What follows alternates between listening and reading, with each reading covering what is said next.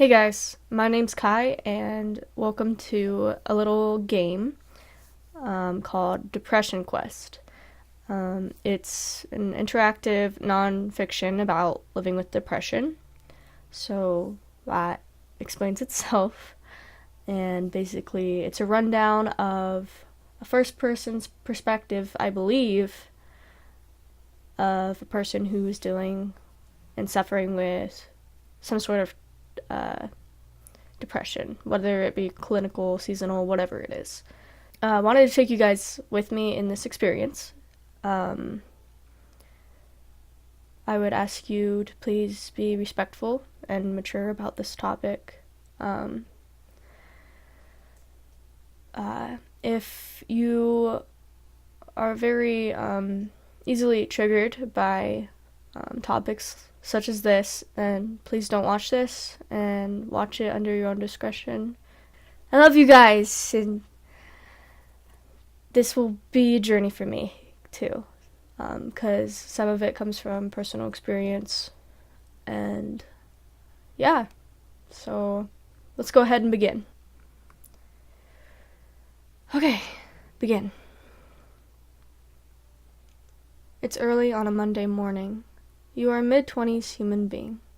You have a significant other named Alex, who you are rather fond of, that you have been seeing exclusively for the past few months. The rest of your social circle consists of a variety of friends and acquaintances, some of whom you've met at your day job, which is a little boring, but pays the rent. You'd like to be doing more with your life, as would your parents, but you're still in the process of figuring out what that means and how to go about it. You are also dealing with motivation issues that sometimes makes dealing with these things difficult. You feel like this is probably your fault, and on bad days you can feel inwardly angry and down on yourself for being lazy, but you're not quite sure how you can break out of it, or how other people deal with these feelings and seem so very functional. You spend a lot of nights fixating on thinking about this, but never seem to do anything about it other than lose sleep. It's an unseasonable warm Wednesday evening. You've spent the past several hours at work. The past week or so, you've found your job motivation flagging more so than usual. You've been in a fog practically all day today, simply going through the motions without realizing even what you've been doing half the time, and yet time seemed to be moving at half speed. You're so checked out that when your boss approaches you to tell you that it's dead and you can go home early, it barely registers. As you walk home, the streets hiss from a recent rainfall.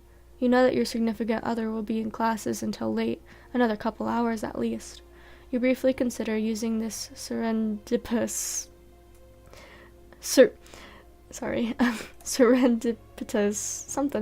solitude to catch up on that project that you've been working on have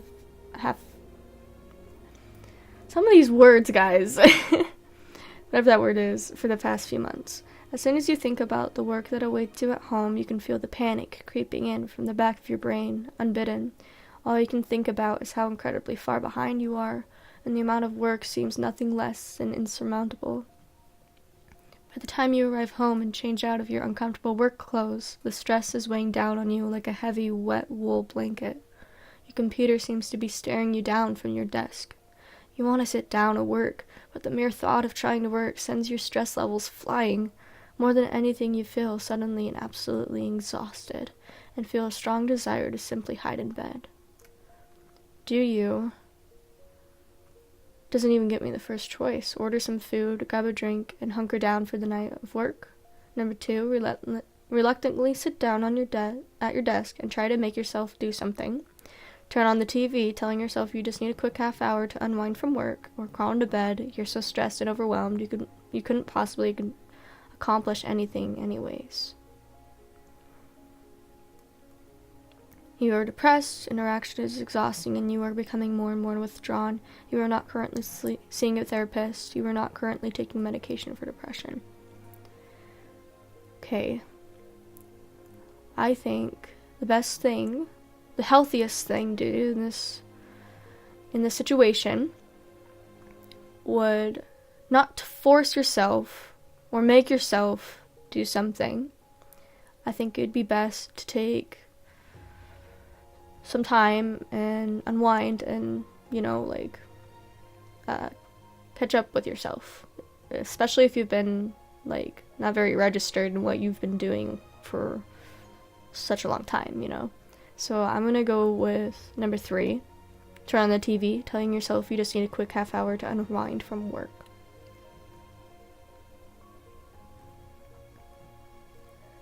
Just half an hour of TV, you tell yourself, absently grabbing for the remote.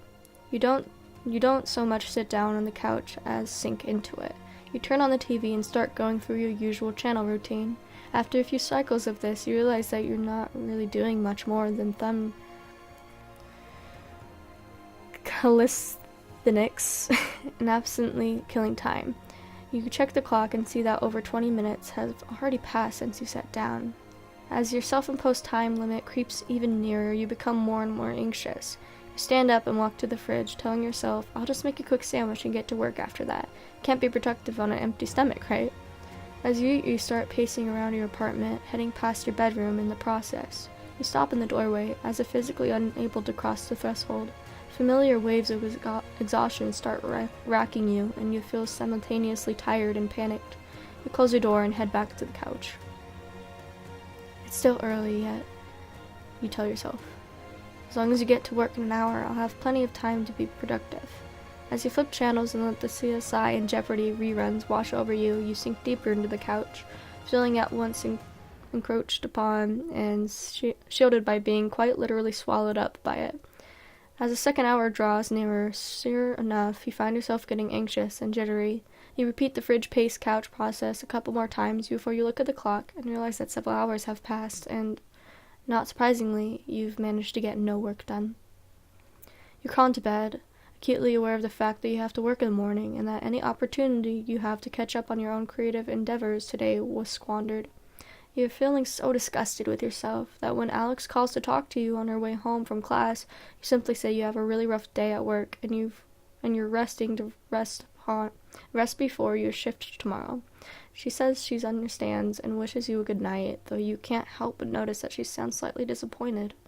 Ironically, the stress of potentially upsetting your partner compounds with the stress of not having gotten anything done this evening and the stress of having to go into work tomorrow. The buzzing of anxiety in your brain melts together with your body's utter physical exhaustion, and you sink into a semi-hypnagogic, anxious funk, too tired to try and work, but too anxious to fall asleep for several hours. You're very depressed. You spend a large amount of time sleeping, hating yourself, and have very little energy or motivation. You're not currently seeing a therapist. You're not currently taking medication for depression. So it didn't really help all that much. It really was just more of a distraction, but it turned into something that wasn't quite healthy. It's a mild Friday afternoon. Alex calls you from one of her classes telling you that there's going to be a really awesome birthday party tonight at her apartment that one of her roommates is throwing. You've hung out with this roommate a few times with Alex, and you get along well enough, but aren't particularly close.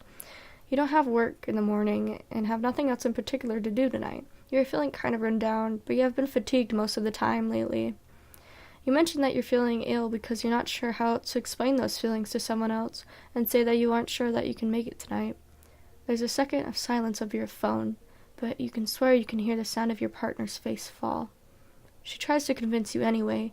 You haven't seen her this week, and she sounds pretty insistent that you come over. She even drops a few suggestive worded hints that you can stay over with them tonight after the party. What do? Shake off your funk and go have a good time with your girlfriend. Agree to go, say that you're really just not feeling well and can't make it.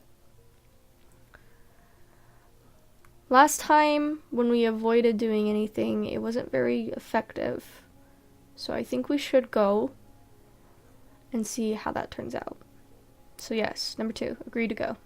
You agree to go even though you're really not feeling social. You know it's important to Alex, and you really like to see her. Seeing her does make you feel better sometimes, and you hope that this is the case tonight, even if it does mean dealing with all the usual social anxiety. The time to leave rolls around, and you grab your overnight bag. Alex's apartment is a short walk away, and there already people hanging out on the porch. You feel your chest tighten as you approach the building and try to still your nerves. You quickly find your partner chatting away with the birthday girl, and Alex immediately lightens up when she sees you. "I'm so happy you came! I wasn't sure if you were going to make it." A young man taps her on the shoulder, and she turns back to you to apologize and let you know they have to do something for the party. Alex hands you a beer and plants a kiss on your cheek before going off to deal with whatever came up. As you look around, you don't see anyone else you recognize. Enthusiastically socialize. That's crossed out. Awkwardly stand in the same spot, unsure of what else to do. Put your bag in Alex's room and avoid the crowd in there for a while. Cling to the back wall, sip your beer, and wait for your girlfriend to return. Proceed to drink in earnest, hoping it makes you less uncomfortable. Let's wait for her to return. Because that doesn't sound very, saddening or lonely, I guess. Like, maybe someone will walk up to us and try to start a conversation, you know? You never know. As Alex leaves, you are not quite sure what to do with yourself. Standing in the middle of the room leaves you feeling kind of exposed, and you don't feel ballsy enough to randomly approach any of the groups of people clustered together talking. You head to a clear spot on the back wall and lean against it. For some reason, this always feels a little more secure. You scan the party for a familiar face or any sign of your partner and come up with nothing. Not sure what else to do, and worrying that you must look creepy just standing there watching everyone, you take out your phone to busy yourself. 20 simultaneous games of Bejeweled Blitz later, your partner returns. You spend the rest of the night with Alex, occasionally being introduced to people and nodding along with group conversations, even if you don't participate that much. At the end of the night, as you're falling asleep with your girlfriend in the crook of your arm, she thanks you again for coming. Half drunk, she confides that she thought you were going to flake out, and was pleasantly surprised that you'd managed to come out. She says it lovingly, but you're not quite sure how you feel about that statement. We're still pretty much feeling the same. Okay. It's a little afternoon on a muggy Saturday. Your mother has come over for a surprise visit, claiming loudly that she doesn't see you enough, so she decided to invite herself over. As you converse, she walks around your place, and you get the distinct impression that you're being inspected. "So what's going on with you lately?" she asks abruptly. Taken somewhat aback by this left fielder, you tell her you're not sure what she means. She repeats the question, saying that you haven't seemed like yourself lately. She gestures to the dirty dishes piled in the sink, and notes the fact that you haven't called or visited in a while. Your reticence only seems to spur her on more. She presses you, asking if you're having troubles at work or with Alex, and you're beginning to feel increasingly battered by her sudden well-meaning but overwhelming inquisition. Under her questions, you become increasingly uncomfortable. You want to be able to explain to her how you've been feeling, but the truth is you're not really sure yourself. Nothing horrific has happened at work or with your significant other or friends or anything like that. But at the same time, you can't deny that lately you've just felt drained, as though you're not really here. You wish you could tell your mother these things, but she hasn't been approachable about negative emotions in the past.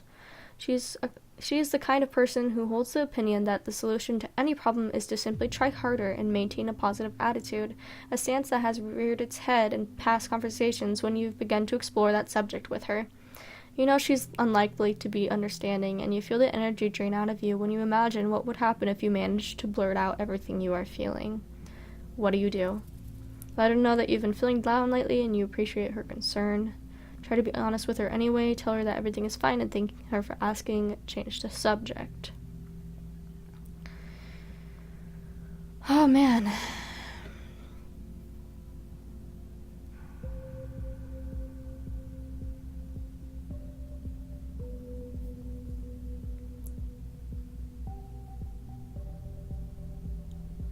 It keeps crossing out the first option, which is, like, one of the best things to do in these situations, but it's kind of an innuendo to saying that there's not always an easy way out, and sometimes what should happen in the best turnout of situations isn't always available and is blocked out by the consciousness of your depression, which is a huge thing that can happen with this sort of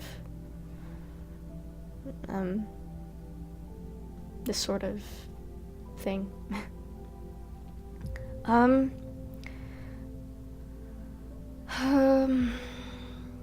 Should we try to be honest with her? But we're so scared to. I don't want to tell her everything's fine, because not everything's fine. But at the same time, we don't know exactly what's bothering us.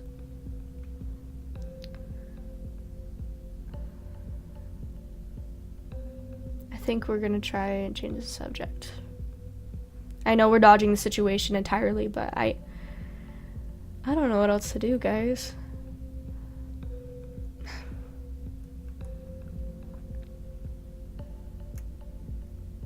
Are you okay? Is the question you've been finding yourself being asked a lot lately, and it's one that has begun to make you instantly uncomfortable.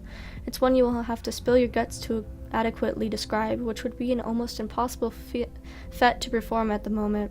Even if you managed to, you'd have to fight through your self-loathing long enough to keep talking, despite feeling like everything you've said you're saving amounts to simply belly aching. If somehow you powered through that as well, you'd have to live with feeling truly exposed, and you'd figure anyone you would know all of these things would be putting off to you permanently. More importantly, despite your mother's best intentions, she's quite likely the worst possible person to try and wade through all this bullshit with. I agree. You evade the question by pretending you have received a text message. Once you pretend as though you're finished reading it, you change the subject back to one you know your mother's interested in. She takes the bait, and the topic is successfully changed. A feeling of unease lingers, and your stress levels stay high as she leaves a bit later. You wonder if you should talk to someone about all this, someone who would be more sympathetic and not tell you to simply think positive. And we're still feeling the same. I don't know if that was the right thing to do. It's a lazy Sunday morning. You are idly clicking around online as your phone rings. Sam, a coworker of yours that you're friendly with, asks how you are and makes hurried small talk with you. You typically only ever talk to him on the phone when one of you needs a shift covered, so it's slightly awkward. You were waiting in anticipation for him to ask you to come in on short notice when he veers this conversation in a completely different direction. "How do you feel about cats?" he asked.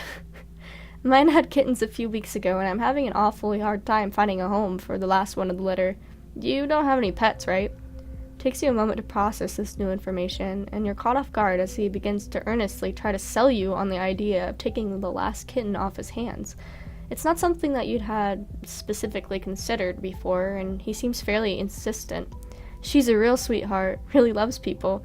She's got all her shots already taken care of, and the vet said she's healthy as a horse. I can bring her over by your place tonight if you're interested. You look around your apartment and try to picture a cat in it as he continues to tell you about how cute she is. You tell him that this is all kind of sudden, and that you don't have anything for the kitten set up here. "Oh, don't worry about that. I can bring over a litter box and food and all that, since you'd really be helping me out of a fix. It's the least I could do. I just don't want to have to put her in a shelter." You can't help but feel like you're being guilt-tripped, but you decide to give it some serious consideration. It does get awfully lonely around your apartment, and it might feel less empty with the cat around. However, since you've been feeling so down, it might not be a good idea to take on a responsibility of a cat, even if they are fairly low maintenance. What do you do? Take the cat knowing full well that you can take care of it, decline even though you'd be totally capable of taking care of it, you're not much of a cat person. Become a cat owner, you could use the companionship, decline, you're not in a good enough place to be taking on more responsibility right now, decline, you don't like cats. I think we could really use the companionship. And it would be something to put little effort in, and it would be kind of a step-by-step process to having more motivation, I guess. It's good practice, and who doesn't want a kitten? Like, okay, we're gonna become a cat owner. Oh, it's such a cute picture. You accept the offer of the kitten and hang up shortly after making arrangements for when your coworker can drop her off tonight. After hanging up, you worry about if you'd suddenly taken on a responsibility that you can't handle and hope you don't make the small animal suffer for it. You're not entirely sure what to expect, and you spend the rest of the afternoon researching cat care online and try to think of a name. The evening rolls around and you hear a knock at your door, startling you out of reading Wikipedia entirely too hard. You take possession of the small, terrified black and white kitten in a carrier, along with everything you need to start taking care of her. Oh. You take her to your bedroom, close the door, and open the door to carrier excitingly. She cowers in the back of it, and you back off. Feeling slightly defeated, you remember what you researched on introducing a cat to a new home, and leave her alone to go mess around on your computer, hopefully checking over your shoulder ever so often to see if she has come out yet.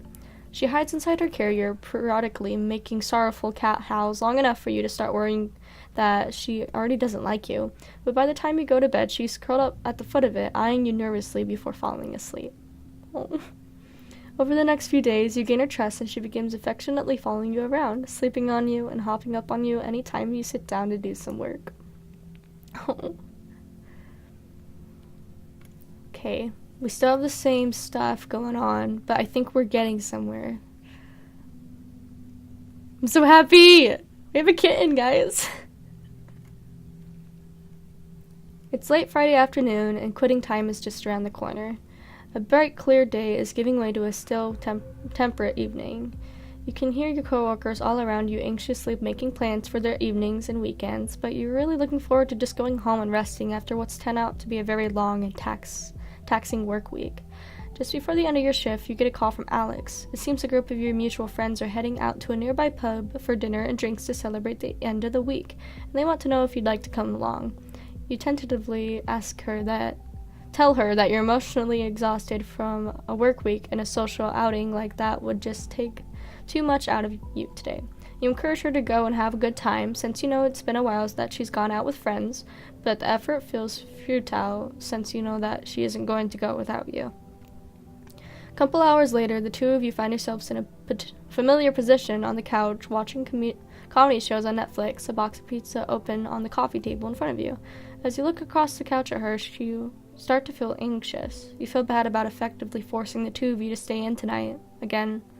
While you are always appreciative of your partner's efforts to take your feelings into account and help make sure you're socially comfortable, you sincerely worry that you're holding her back from enjoying a more fulfilling relationship. While she does seem to enjoy spending time with you, as the two of you sit in comfortable, almost contented silence, watching old shows you've seen 2 or 3 times before, your ever-increasing fear that your relationship is becoming one-sided weighs more and more heavily on you.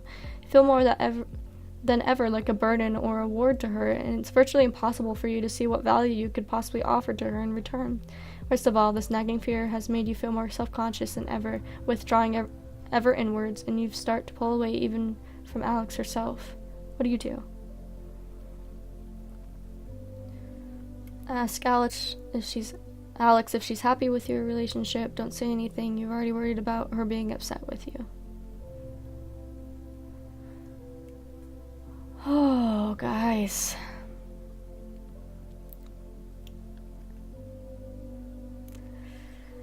Now we're worried about the relationship.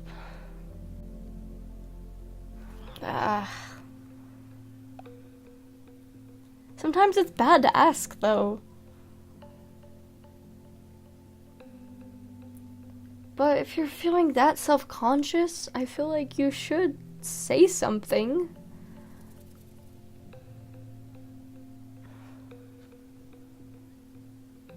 We're gonna ask. This might not end well. As you look over at Alex, who hasn't noticed you watching her yet, and you try to parse the expression on her face, you worry that it's one of her sheer boredom and bear tolerance. You wonder if she's thinking about all of the fun things she could have been doing tonight if she wasn't trapped on this couch with you, ordering from one of the same 3 takeout places that you always order from. The sense of disappointing her creeps over you as you picture what a night could have been if you had just accepted the invitation she had made earlier. I know this is a pretty boring Friday night for you. Are you really happy being with me? Being like this? She turns to look at you, forehead wrinkled. Why do you ask me that so often? I didn't know that. I didn't know. What? Now I feel bad. I didn't know that. Guys. I wish the game would have told me that little detail. Oh, God. You feel her body stiffen and pull away from yours just a little. Well, I mean, you start, but you are unable to try and think of how to answer. I know it's not what you'd usually be up to. I don't know. I guess I get kind of worried that you're getting bored sometimes. Or never mind.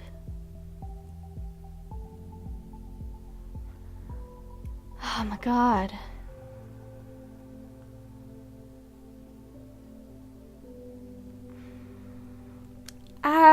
Guys, the decisions that I want to make in this game, I'm getting stressed over them myself. Like, I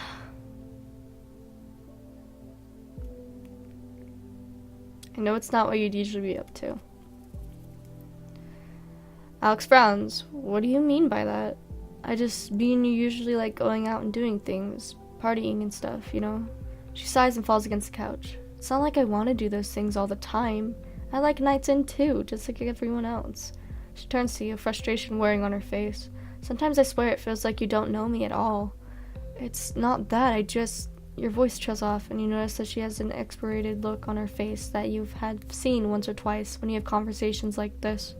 Conversations where you're poorly expressing your own self-doubt and insecurities, seeking reassurance, but really feeling like you're making things worse. She sighs again, this time louder, turning towards the flickering screen. I like spending time with you, okay? If I didn't, I wouldn't be here. The annoyed tone of her voice makes you think otherwise, but you take it as a sign that you should probably drop it for now, and you feel badly for upsetting things. Guys! You were deeply depressed. Even activities you used to enjoy hold little or no interest for you, and you exist in a near constant state of lethargy. Lethargy? I keep saying this word wrong.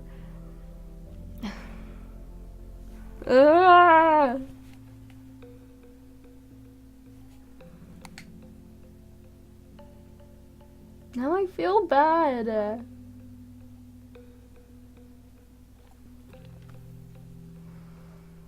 Let's go. It's a breezy Sunday afternoon. You've allowed Amanda, an old friend from school that is in town for a weekend, to call you into leaving the house for coffee and catch up. You meet her in a small cafe and talk about what you've been up to since you've last seen each other, and you can't help but feel like they are a lot more accomplished and interesting than you are while listening to them talk about their life after school. When it's your turn to brief them on your activities, you feel anxious and ashamed and give a very abbreviated diversion. You try to talk about your job as little as possible, and you feel incredibly boring when you describe it, despite her expressing sincere interest in you and your life. Amanda has known you long enough to read your mood and tone of voice. She leans in to ask a question while gently touching your hand, a look of genuine concern on her face. What's wrong? Do you insist that nothing is wrong and change the subject? Defensively ask what she means by that. Notice that your hands are shaking.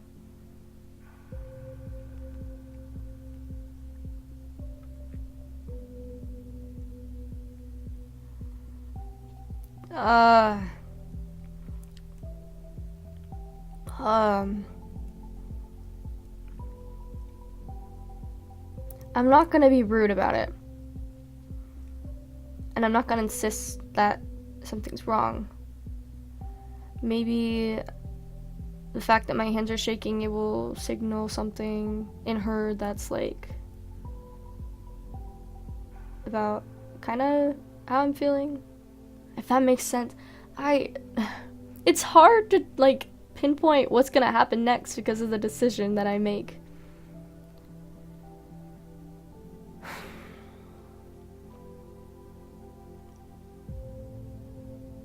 We're gonna do that. Such a small question, but it feels like a blow to the gut. You surprise yourself when you realize that your tightly clenched fists are now beginning to shake slightly. Despite your best efforts, you feel tears begin to sting at your eyes. You try to disguise this by tilting your head up and praying that they'll suck back in. She suggests that you two get out of here, and you feel mortified. She offers to go back to your apartment with you, but the two of you end up talking in a car for 2 hours as the words just pour forth from you. Okay, so we're actually talking about it. She suggests that you two get out. Oh. And Amanda seems unsure of what to say at times, but she listens and rubs your back as you sob and talk. She asks if you've gone to a doctor about this, and you admit that you haven't. She mentions that her mother is seeing a very good therapist in town and offers to ask her about it. You're not thrilled about the idea of going to a therapist, and even less thrilled that Amanda might be telling someone about your problems, but she persists and tells you she'll email you the doctor's contact information later in the week.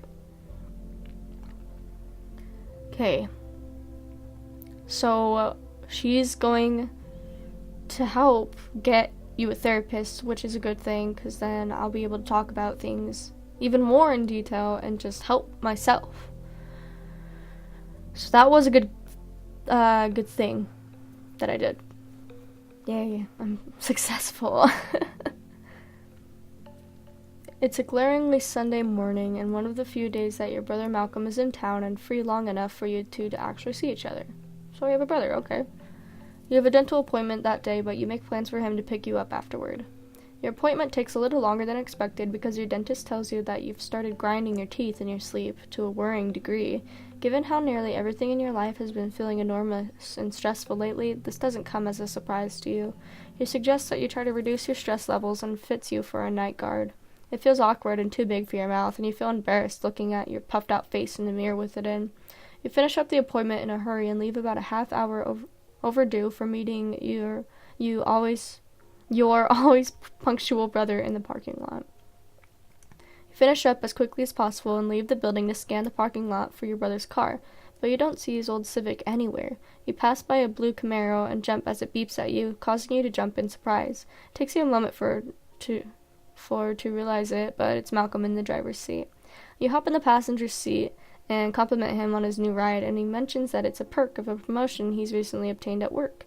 He starts telling you about how much more money he's making, how his career is really taking off, and how he's starting to look at houses with his wife soon.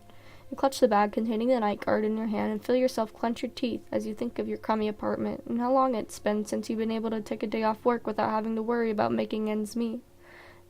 He's only 2 years older than you, but it feels like he's eons ahead of you in every other aspect in your lives. So, he asks, how did your apartment go? Did you get drilled full of holes or what? A sense of shame creeps over you. Tell him it was a routine clean. Tell him about your tooth grinding problem, but not the stress causing it. Let's be honest. The dentist said I'm apparently grinding my teeth too much when I sleep. Oh, Malcolm replies, been stressed out lately, kiddo? Deciding that you don't really want to go into it. You tell him that you don't think that's the case, and it's probably just a random thing. He doesn't pry farther, instead begins reminiscing with you about the time you chipped a baby tooth because he accidentally knocked you over once. You go out for dinner and catch up on things, but you still feel somewhat distracted by the gnawing anxiety in the back of your mind. Though you enjoy your brother's company, you still feel like you want nothing more than to go home and hide from the world tonight. It becomes hard for you to try to stuff all your horrible feelings down and go emotionless when someone like the dentist can see a fraction of what goes on inside your head. It leaves you feeling embarrassed and weak, and you hate yourself for feeling that way. You wonder if you're really fooling anyone into thinking you're a normal person, and then you wonder if your brother knows and is hanging out with you out of pity tonight. After he drops you back off at your apartment, you throw the night guard out. You can't stand to even look at the thing.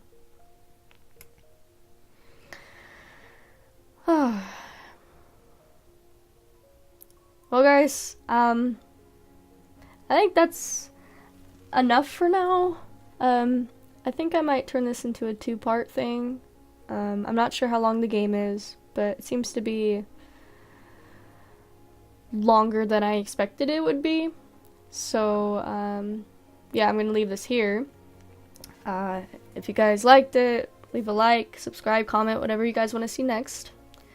I'm open to any suggestions or recommendations. And for all of you new members, P.S. I'm an oddball. See you guys.